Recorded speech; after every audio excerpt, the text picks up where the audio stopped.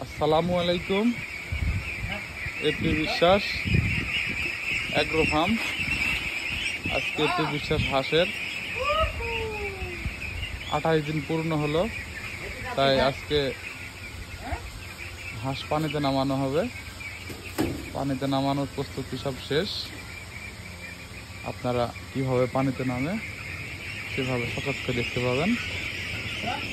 এই যে হাঁস নামানোর সিঁড়ি, এই যে হাঁস ঘেরা হয়েছে এখন। এই যে একটি বিশেষ হাঁসের খামার, এখন হাঁস নামা উপযোগী।